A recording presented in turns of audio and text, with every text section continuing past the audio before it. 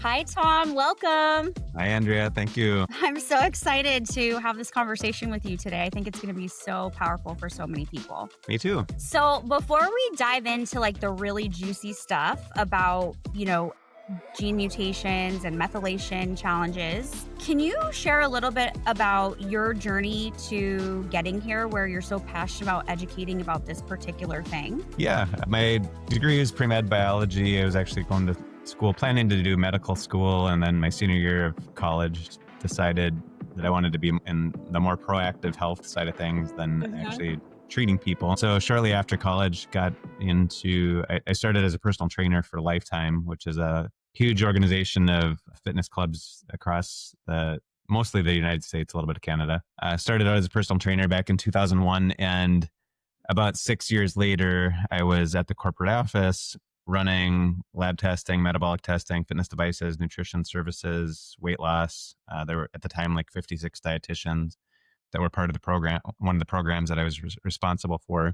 And so my interest and passion for health beyond just exercise and macronutrients was kind of brought to life through all of those programs that I was responsible for. But then as it relates to like MTHFR and genetics, I really started paying attention when I had to revise the nutritional products line. This was like 15, 16, 17 years ago. The supplements at the time had folic acid in them. And probably almost every nutritional supplement used synthetic folic acid, but we were going to make a change. We were working with a group that was much more advanced when it came to nutrition and genetics and nutritional supplements. And so we were putting methylated B vitamins into the multivitamin formula as we were formulating it. That got into the conversation around MTHFR, which at the time, most people had never heard of it. They didn't know that most people can't metabolize synthetic folic acid very well, in which case they're not actually getting the folate into their system like they're expecting they are based on the supplement they're taking. In some cases, it's actually detrimental. It can build up in people's systems as unmetabolized folic acid. But that was, like I said, 15, 16, 17 years ago when we were going through that project. And then over the ensuing probably 10 years, I'd bring it up when I would talk about supplements, make sure you're using methylated B vitamins or an alternative form that's bioavailable. But very few people were talking about MTHFR, even fewer talking about other genes that I'm sure we'll end up talking about. And really over the last probably 3 to 5 years, as I've worked with clients one-on-one online, because I have my own business and I don't work for Lifetime or corporate fitness anymore. People have started asking about it. They're paying attention. They're open to the conversation, and they're starting to understand the role that genetic variants can have in our health, and why they don't respond to nutritional supplements, to diets, to exercise programs the way that their friends do or the way that they're told they're supposed to. And what I've really found, again, just over these past couple of years now, is that people are feeling some relief knowing that there's finally people who are understanding the challenges that they've faced, because when they've talked to their doctors in the past about the symptoms they're dealing with, about how they react weird to protocols and supplements and things. The word that comes up all the time from clients is they feel like they were gaslit by other practitioners. And so it's been one, really exciting to see how people are feeling heard, but number two, they're actually starting to feel better because they're not getting the cookie cutter answers that they've been getting for the past, 10, 20, 30 years from other practitioners that they've worked with, and having some breakthroughs in how they're feeling and things. So that's kind of the quick summary of my almost 24-year career in health and fitness. It's now it seems like people are finally being heard related to the symptoms they've been dealing with for much of their life. Absolutely. It's starting to trend, right? Way on social media. And as more information and, the availability of tests and things like that are coming out, I've noticed and obviously the algorithm feeds us what we look for, but I've noticed way more people openly talking about it, educating about it, educating on how to take it into consideration, whether it's tested or not, all sorts of things, which I think is really powerful. It's really interesting because about what you said when it comes to practitioners. So I took my daughter's, we all got we got tested as a family, and I took my daughter's results to her pediatrician. And her pediatrician's really cool because she's open to learning. She doesn't just like shut you down, but it Hmm. was really interesting. She's like, didn't have any clue what any of it was. And so I explained it to her. And of course, I was so grateful she was open because I was looking for very specific blood tests Hmm. on a book I had read about testing for over under methylation, all these things, right? And she was open to it, which I was so grateful for because we need doctors for sometimes for certain things. Like, Yeah, right? They're the for sure. gateway to certain tests or certain whatever, Yep. especially specialized tests. And so, but it was interesting because she had no idea what any of it is. Hmm. And most practitioners, unless they're in like the functional medicine space or the holistic, right? And they're educating themselves, like most conventional doctors don't. And even my practitioner, he's pretty holistic in nature and fairly well rounded, but we had a discussion about some things with hormones, and he's like, well, he really kind of struggled to understand how my methylation challenges could be affecting estrogen dominance. Hmm. Yep. So it's just interesting because it's such an important thing and not everyone is caught up yet, right? Sure. Absolutely. So, with that being said, right, with not all of our practitioners being caught up, let's talk a little bit about how somebody can educate themselves and come into awareness because isn't it a pretty significant population who struggles with methylation issues? Yeah, about 40 to 60% of the population has at least one MTHFR gene variant. That doesn't mean that they'll automatically have some of the issues that we'll probably talk about in this podcast that are related to MTHFR. I mean, Mhm. it is possible to go through your life and never know that you had the gene variant and be really healthy. But in all likelihood, that's because you're probably eating well. Maybe you're getting enough quality folate and other micronutrients. So Mhm. it does affect a large percentage of the population. And it also, like when you understand what MTHFR does and the role that methylation plays in mental and physical health, you start to understand why, in some cases, if people are getting treated for anxiety or depression or any number of other more neurological challenges, that some medications don't work for them.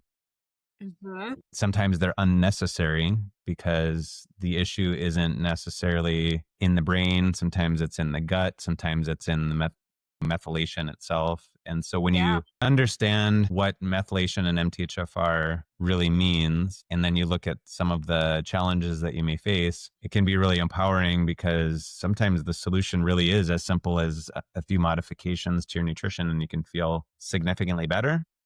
And in other Mhm. cases, that gets you started, and then there's other stuff that you have to deal with. So I don't want anybody to ever feel like once they identify that they have an MTHFR mutation or both mutations, that is the only reason or the root cause, which is a phrase that's used so often, of what they're dealing with. It's a part of the issue, and having MTHFR tends to amplify the Yes. negative choices that we might make with our diet, lifestyle, exercise, sleep, that kind of thing. Okay, so let's get into what MTHFR is and what like why is methylation so important for maybe the person who's never really even heard of this or they Yeah. have just come across.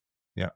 Sure. Uh So MTHFR is an enzyme that helps in the conversion of folate into methylfolate. And in essence, like the majority of, call it retail supplements and processed foods, use a very cheap form of B9, which is synthetic folic acid.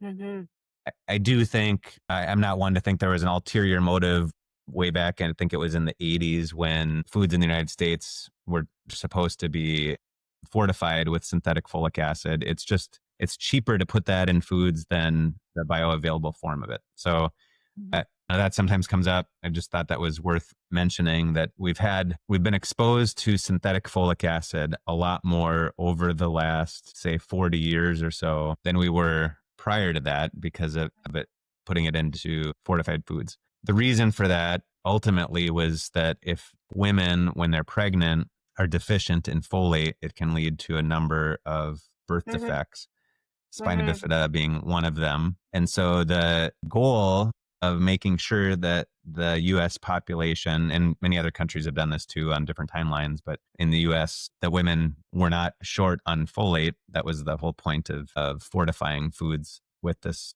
B9. Mhm. Unfortunately, when people, again, 40 to 60% of the population have MTHFR mutations or variants, they're not going to be able to convert that synthetic folic acid well into folate. So you could be taking a whole bunch of it and consuming a whole bunch of it through processed foods and still end up with inadequate levels of bioavailable folate in your system. Mhm. So again, going back to the question of what is MTHFR, though, it's just an enzyme that helps with the conversion of B9 into methylfolate so that your body can use it for a process called methylation. Mhm. Methylation is something it's involved in just about every physiological process in the body. I mean, there's some that it's not included in, but the vast majority of them. It's involved in Mhm. turning genes on and off, and it's involved in detoxification, neurotransmitter production, which of course is a key factor in mental health, supporting Mhm. hormones, and it has connections to cardiovascular risk factors, to blood clotting, to gut health. So having the variant and not getting enough folate in your diet can lead to a whole bunch of problems, Mhm. but it isn't necessarily just the fact that you're low in folate. It's the fact that when you're low in folate, you don't methylate well. When you don't methylate well, you end up screwing up a whole bunch of physiological processes necessary to thrive. Yes, and well, and detoxification is I mean, all of them are huge, but detoxification is so important. Correct. Yep. This is very interesting. So, let's talk about how that can really show up in our mental health. Sure. We think we have a mental health disorder, but really we're not methyl properly Yeah. popped, right? Like, Yeah. Yeah. you know? There's a couple of ways it plays a role. So when we talk about MTHFR mutations, variants, polymorphisms, there's two variants that people can have. One is 677T. The other is A1298C. I wrote those down. I was looking at my notes because I sometimes mix the numbers up when I'm talking out loud, but those are the two main variants that people will have. Now, as soon as I say that, I would imagine some of your listeners are thinking, oh, maybe I should get tested. There is value in testing. I've been tested, as you were talking about before we got started, you've been tested. But if you're dealing with some of the issues that we'll talk about, I don't think Yeah. that the first step is necessarily to get testing done. It's just to do some of the simple things that we'll talk about with supplementation, diet, exercise, that kind of thing. So we'll get there. But if right away you're thinking, oh, I got to find out which of these variants I have, you might not need to. You might be able to just start feeling a whole lot better just with some simple changes we'll get to in a little bit. Yeah. So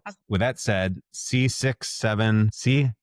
C677T, that one is involved in homocysteine, which is an inflammatory marker. It's whereas the other one, and then not just homocysteine. I mean, there's other stuff we'll talk about, but primarily that one is more of a cardiovascular issue. The other Mhm. variant, again, 1298C, is more related to neurological and mood related issues. The Mhm. reason I want to differentiate those is that when people have two of the 12C variants, it Mhm. is more challenging for them to maintain normal neurological function or healthy neurological function, or however you want to phrase it. They're going to be Yeah. more susceptible to anxiety or depression, OCD, bipolar. There's a whole bunch of different neurological conditions that people who have that, especially two of those variants, can display if they're not supporting their folate levels and doing some of the things that we'll talk about. So that doesn't mean that someone who has the other variants, the 677, is not going to have anxiety or depression or OCD. It's just more likely in those with the 1298. So if you go down the path of getting tested, you find out you have one or two of the 1298, it's going to be more likely that you'll have trouble with the neurological and mood issues. And the reason for that is that those variants significantly slow down the production of neurotransmitters like dopamine, serotonin, and GABA. Mhm. The other thing is that the majority of those neurotransmitters that I just mentioned, dopamine, GABA, and serotonin, are produced in the gut. And Yeah. when people have MTHFR variants, they tend to also have, they're more likely to have gut issues. And you Mhm. mentioned detoxification because they're not detoxifying well. That it's more likely that they're going to run into issues like dysbiosis and SIBO and some of the other overgrowth issues of bad bacteria in the gut. And when that happens, they're not going to be producing as much of those neurotransmitters in the gut either. So it's kind of a double whammy because you have a reduction in the ability to produce them just because Mhm. methylation is challenged. And if somebody's got a dysfunctional gut, they're also not producing those neurotransmitters at the levels they should through the gut. I, I, I mean, I see this frequently. I would say the majority of clients that I work with who have MTHFR variants and have some of the cognitive uh, related issues usually shows up as anxiety and gut Mhm. dysfunction, and those two just kind of go hand in hand.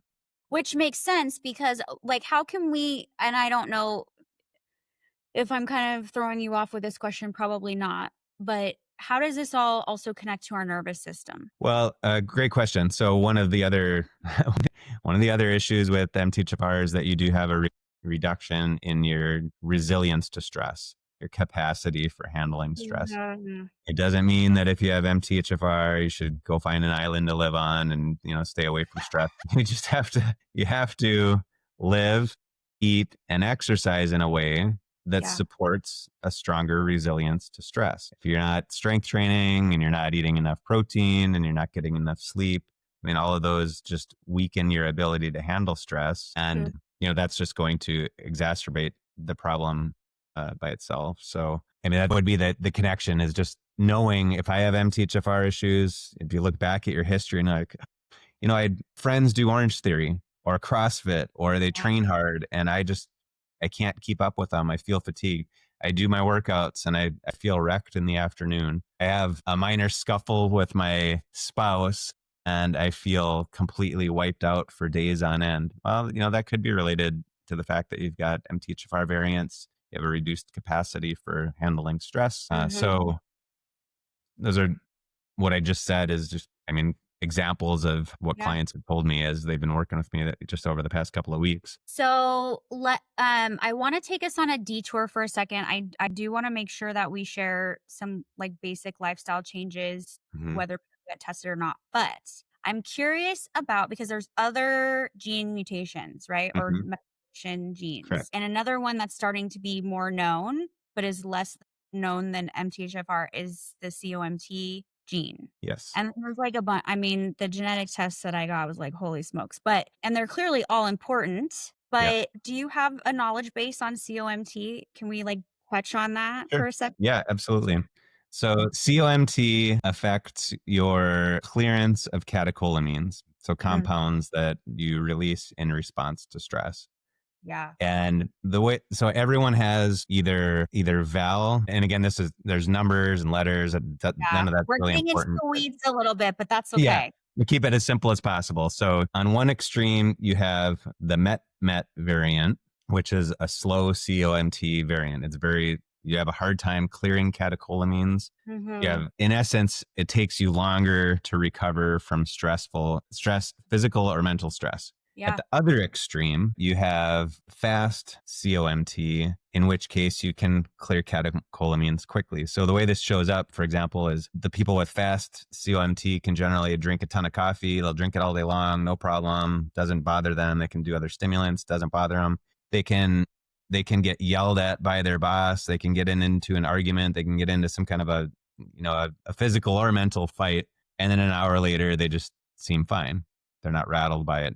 They overcome stress quickly. The downside of it is that those who have the fast COMT usually need the coffee just to be able to get through the day because they need constant dopamine hits. They need constant stimulation. They're more prone to depression. On the other side, the slow COMT people tend to be more susceptible to anxiety. They have a harder time handling stressful events. They don't handle coffee very well. And interestingly, this is where it goes back to MTHFR. They also can over methylate easily. Mhm. Going back to uh, back to MTHFR, one of the recommendations when you have the variant is to use methylated B vitamins. So folate is a Yeah. B vitamin. It's vitamin B9. You also need B12, B6.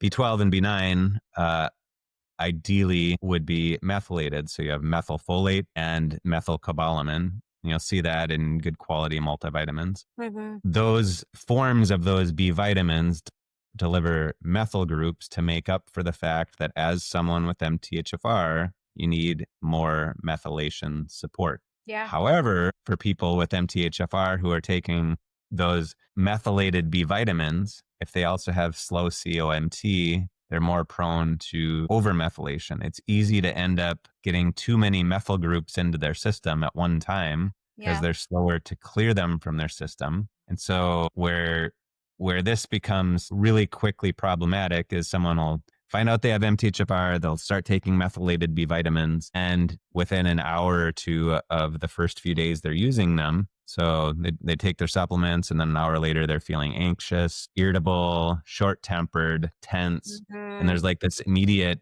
almost just some will describe it as a almost like they're raging inside kind of feeling, Mhm. and that's an indicator that they're over methylating. Mhm. So chances are that person who's feeling that way has slow COMT. That's the most, like, again, with my clients, that's the most common frustration that people who thought they were doing the right thing with MTHFR experience, because now they think they're doing the right thing and then they end up feeling worse than they did before. And there's other forms of B vitamins. We can get into that at some point, but I wanted to make the connection between COMT and MTHFR and just say, there's the, hey, try this, try methylated B vitamins. If you don't respond well to them, there's alternative forms to it. But the one other thing that's interesting with COMT is it also affects your detoxification of especially estrogens. So Yeah. someone who has slow COMT is also going to be more likely to experience estrogen dominance. So women may, like, if they're thinking about doing their perimenopause or thinking about getting on hormone replacement therapy, which I'm generally a huge advocate for,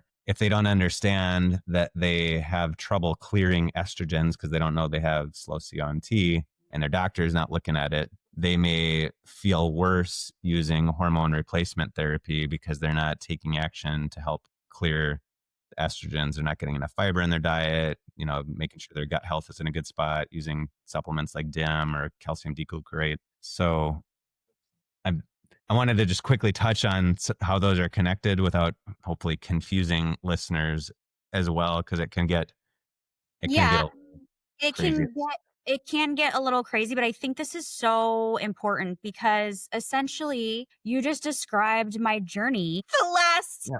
forever, and especially the last couple of years being in perimenopause, and I was like raw dogging it, white Yeah. knuckling it, like Yeah. trying to figure out my way. And if I would have known some of these things before, maybe I wouldn't have had some of the unfortunate obstacles, right? That I've had. I mean, it is what it is, and that's okay. That's part of why I have this podcast. But a lot of what you've described, because I have a COMT variant and I think like two MTHFR variants. I can't remember specifically which ones at this moment, but definitely have experienced estrogen dominance, right? Definitely makes sense why I've had the sleep issues I've had my entire Mhm. life, no matter what I do, right? Like anxiety that doesn't make sense because I'm not Yep. really scared of things, like from a actual like cognitive person. Like I'm not actually scared of stuff. It's like more of a Right. body anxiety. Yep. So just like I'm like, what in the heck? Like I Yep. have my life together. What's the problem? And it's I feel that people need to hear about this and do some research, Yeah. and whether they get tested or not, that's fine. But it's like just look for some of the things, right? And look at some common threads in your health, especially if you haven't figured out how to get anything resolved and you've done a gajillion things. Like, in my opinion, then this would be a really important step in all of that. Based on my own journey, if you will. Yep. 100%. Totally agree. Okay, so thank you for explaining that because it can be very complex and overwhelming. But I am curious then, where do you help people start? Like most people want to like I'm that same way. I'm like, yeah, I know now. Let's just rip the Right. band-aid off and just like pour it with all of True. the gasoline to fix it, right? And that's Yeah. not always the best way. That can Yeah. actually be more harmful. So how do you help people in stages work through this? Yeah. Good question. So first is to understand that MTHFR is like we've said already, it's pretty common, 40 to 60% of the population. I've been in some like Facebook groups that people have pointed me to just to check them out, and other online platforms where I hear people talking about MTHFR with this very dire, like Yeah. I was dying. It's almost like it's this chronic disease that they, in the way that they're describing having MTHFR. And it's Mhm. in reality, it's just your unique genetic makeup. And there's people that are in the 1% of the 1% of the 1% in terms of their health who have MTHFR variants, just as there are those same healthy people that don't have the variant. So Yeah. you can learn to manage it, but to learning to manage it for some people means you're going to do a little bit of trial and error, and there may be more error in the beginning than there is the stuff that works. So when I'm working with a client, we'll make a limited number of changes at any given time. It's usually like 6 to 8 weeks. We'll make a couple tweaks to their nutrition, introduce a couple of new supplements, maybe, and then, do one new thing with exercise, see how they respond to it. And Mhm. then over time, add things in. I'm Yeah. not a fan of the shotgun approach, which I've had so many clients who I've met with, and they're like, yeah, I met with this practitioner. They went through my genes with me. I walked out with 30 different supplements, and I got home and I was so overwhelmed that I never even got started with any of them. Yeah. So it may be that all of those 30 supplements were actually going to be helpful for that person, but you don't know which ones are helping if you're trying everything all at once. The Yeah. only time, just as a sidebar, the only time that I'm an advocate for the shotgun approach is when you just went through surgery or you had a major injury. So, as an example, I Yeah. broke my neck mountain biking 3 years ago and fractured a couple vertebrae, had a bad spinal cord injury. Wow. Starting that next day, we were figuring out what peptides and Yeah. supplements and alternative therapies and acupuncture and chiropractic that I could be doing as quickly as possible, knowing that Mm. maybe one of 25% of it was going to be effective, but we didn't know which 25%. That's a Right. time when you can throw everything at it. But when it Mhm. comes to dealing with any of these genetic variants, just being methodical, taking your time, if let's say that a listener is 40 years old and you've been dealing with this for 20 years, if you get a little bit better each month for the next 20 months, that's a short timeline compared to how long you've been dealing with it. So be okay with taking your time and being methodical about the approach. Not trying every supplement that you've heard can be helpful for, whatever it is that you're facing right now. So going back to getting people started, like when somebody says, I have this MTHFR variant, maybe you have a couple of other gene variants because you did do testing, but Mhm. we find out that your biggest issue is actually sleep. Yeah. Like that is the thing that we're going to address first, because it doesn't matter if you have all perfect genes. If you're not getting enough sleep, you're going to destroy your health. And so it may be the MTHFR may be the new and exciting thing that you want to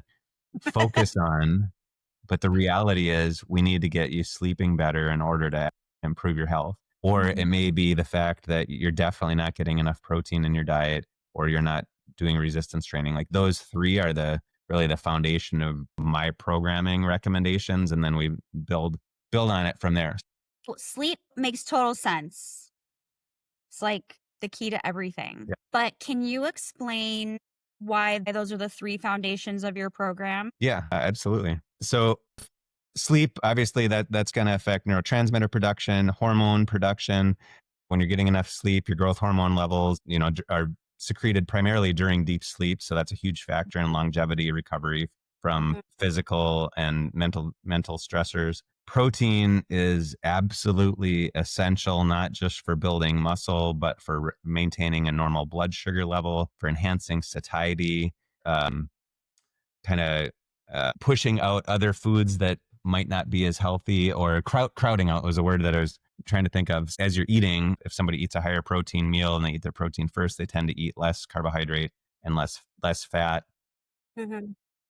And so they're generally going to be eating more nutritiously, as well as end up eating fewer total calories during the day.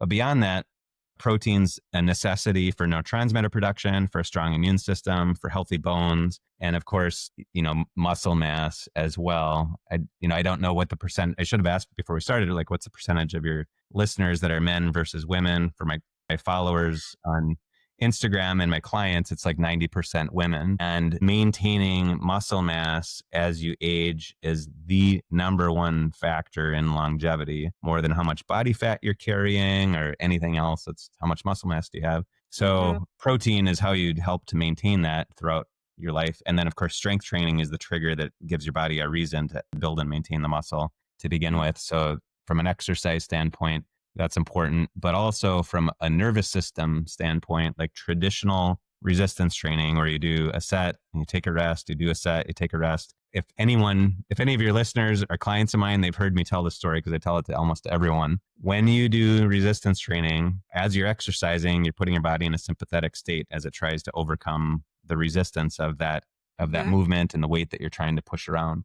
Well, when you stop and you rest before you do your next set, you need to get into a parasympathetic state so that you can recover from that exercise. So what you're doing is you're training your body to shift back and forth between a sympathetic state and a parasympathetic state efficiently over the Mm. course of a 45 to 60-minute workout. Most of your time spent is actually in a parasympathetic rest and recover state as opposed to a sympathetic. Contrast that with a group fitness class, boot camp, Orange Theory, CrossFit, where you're going all out for 40 to 60 minutes in a real hardcore sympathetic state. And it's no wonder that people feel so wiped out the rest of the day. And they also don't improve their resilience to stress as well from that kind of activity as they do with traditional strength training. So that's trying to summarize those three, as efficiently as possible. That's why they're so important.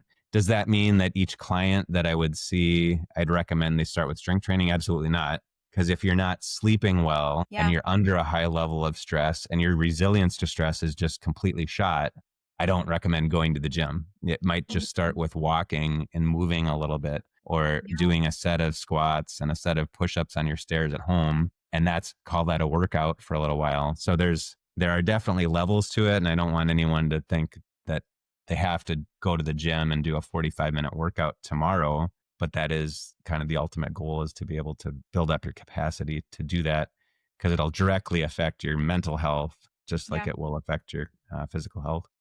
That's through interviewing so many people at this point, one of the common threads is these very foundational things, no matter what the condition is, hormones, mental health, like methylation, Hmm. detoxification. It's these fundamental behaviors and habits. And it's so hard because we live in such a time where people really want to bypass us. And I'm guilty of that too. Like, I'm guilty of it too. So where we just want to bypass these fundamentals, and it's like we can't get around it, right? Yep. My worst performing posts on social media in terms of people engaging with them and sharing them or doing anything with them are about protein, sleep, and strength training. The three things that they need the most. But if I do a post about the latest supplement, Yeah. because it seems quick and easy and new, it'll take off like crazy. And that's not to say that there isn't stuff that's important and good to know, but unfortunately, those three things don't get a lot of attention or interest No, from people. it's almost like an eye roll thing at this Yep. point, right? Yep.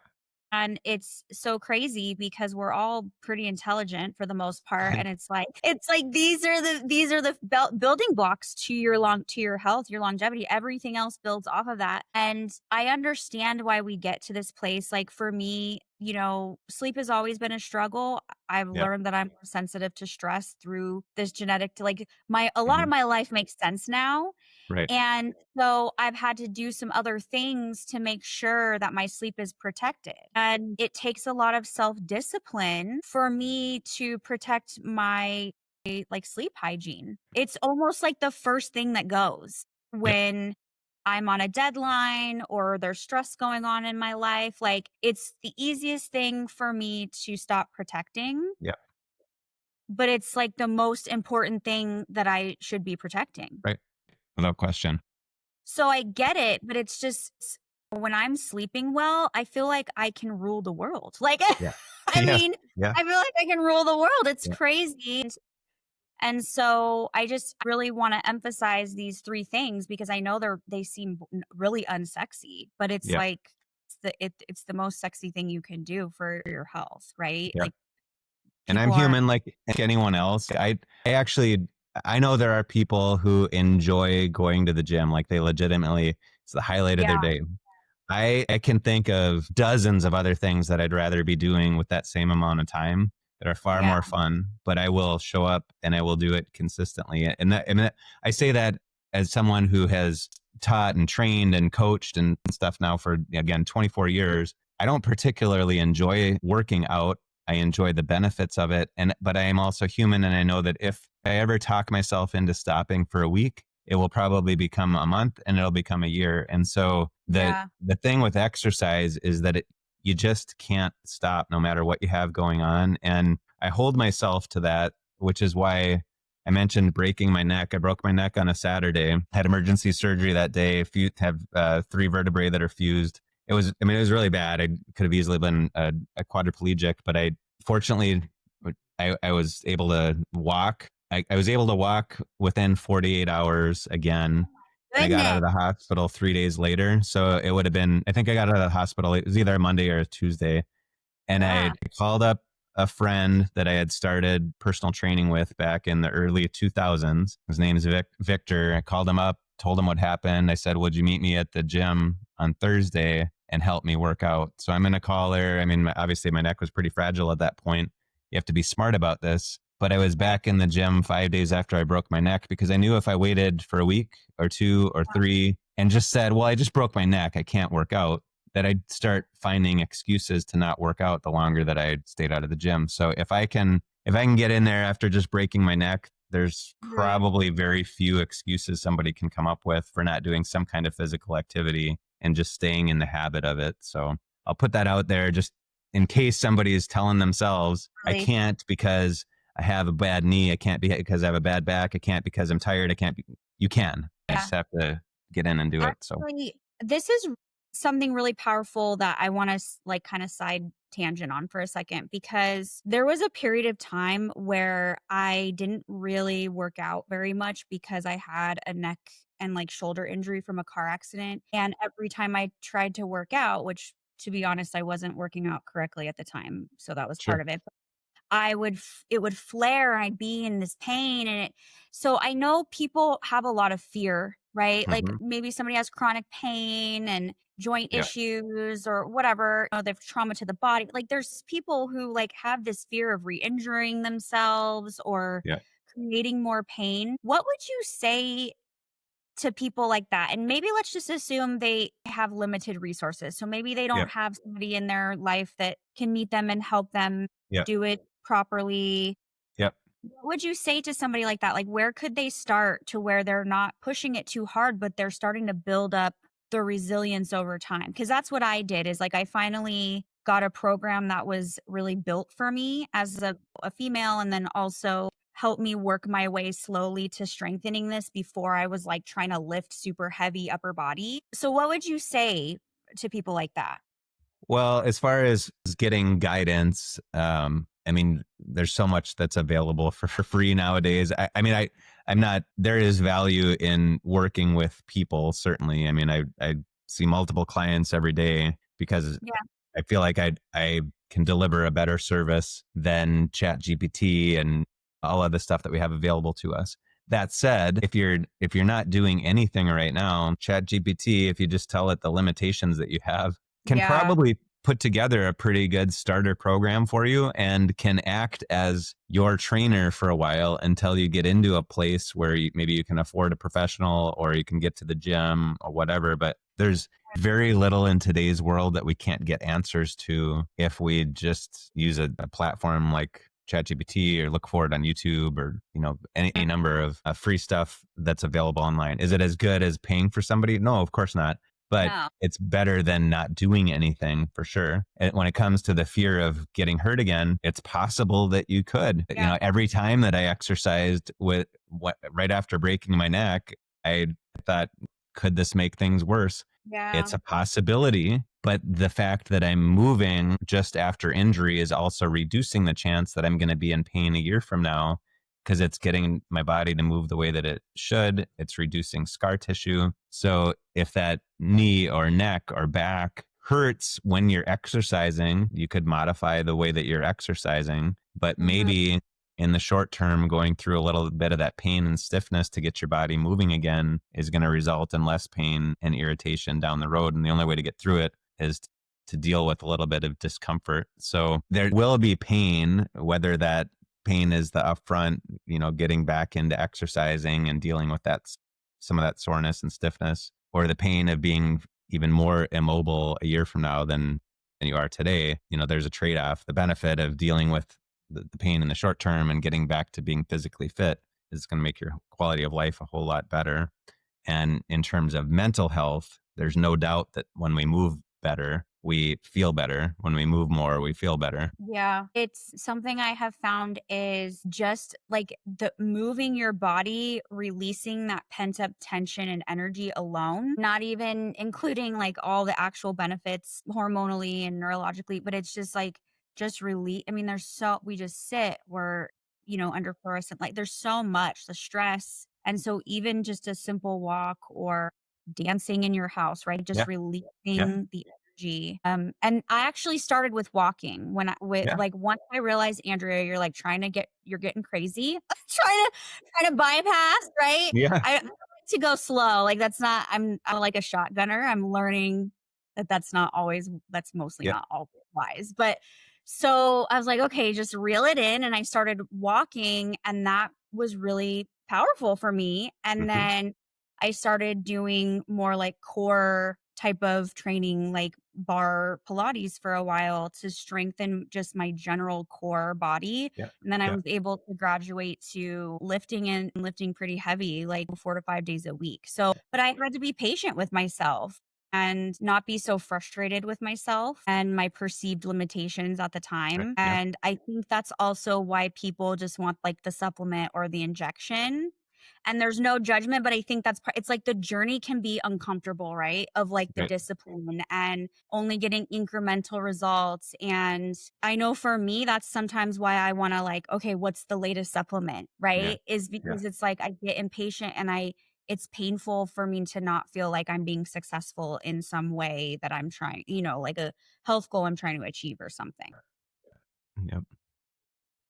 Yeah. I mean, the walking, the movement, the hopping on a small trampoline, those kinds of just small movements throughout the day can be important first steps in getting people physically active and then physically fit again. And kind of Mhm. going back to MTHFR and some of the mental challenges that you face if somebody has just had the epiphany that, oh my gosh, MTHFR could be part of the issue that I'm dealing with anxiety or depression or OCD or ADHD, like some of these neurological challenges, you can definitely start using the appropriate supplements like a multivitamin with methylated B vitamins in it. Or if that doesn't work Mhm. for you, folinic acid or hydroxycobalamin, omega 3s, magnesium, vitamin D, like those are just good staple supplements. But then in addition to that, eating more protein and starting to exercise and working on your gut health, what you find is that you are supporting your ability to produce neurotransmitters when your nutrition improves, because now you don't have these methylation gaps that you had before.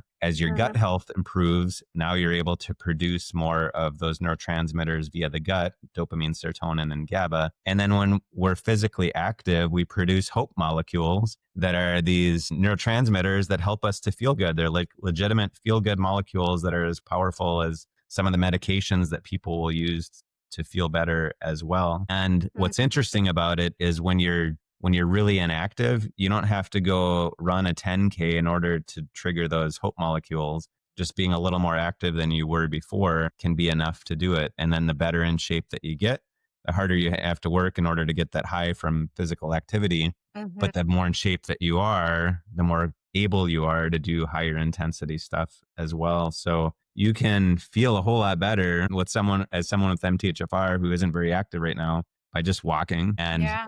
supplementing appropriately and then working on your gut health and, of course, getting sleep, but it doesn't take a huge labor Yeah. intensive program. Your life does not need to revolve around diet and exercise in order to feel better. And matter of fact, that's sometimes the worst thing that can happen is when people start to have everything revolve around their MTHFR and the way that they feel and that kind of thing. And then their whole lifestyle becomes pretty surrounded by just thinking about diet and exercise and supplements. But my goal is always to help people spend as little time thinking about what they have to do to be healthy as possible so that they can just go live life and enjoy the things that they enjoy and contribute and not think much about exercise or nutrition or lifestyle. So it can just start, like I said, with walking each day and maybe walking with a weighted vest when that becomes too easy. And then some simple changes to your nutrition and getting to bed on time. I love it.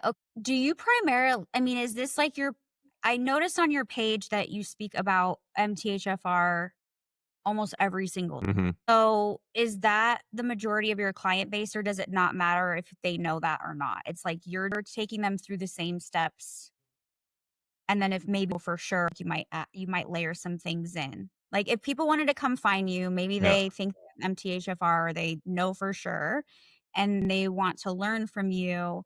Is that primarily who you support, or No, that's a good no? question. It Okay. probably seems that way just based on the content that I'm putting out there. But when I Okay. work with a client one on one, like I know some practitioners they'll just get laser focused on everything's related to the gut problems, and for others it's just sleep, and for others it's just you got to get on a ketogenic diet. It's the greatest thing in the world, and none of those are the ultimate thing for everybody. And so I do my best to just say, hey, yeah, I know you came here because you've got these genetic things, but I see a whole bunch of other stuff that we need to tackle first if you want to feel good. And what's going on in your genes isn't really that important compared to, you know, the fact that you're not getting enough protein in your diet, or you're doing intermittent fasting. Like that's something that I have to undo for, especially for a lot of women over 40, What?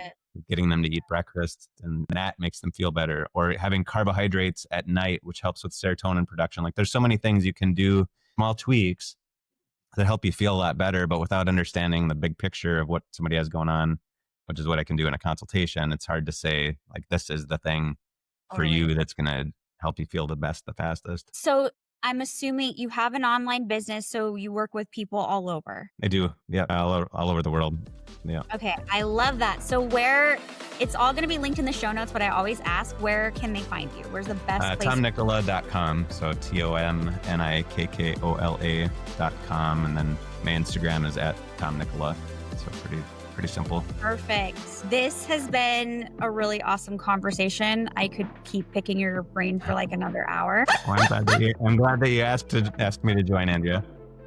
But I'll just have to have you back on. I really appreciate your time, and I really hope that everybody goes and follows you to just like devour the incredible information that you put out there every single day. I, for one, appreciate it very much. Thank you. And thanks for being here. Thank you for asking.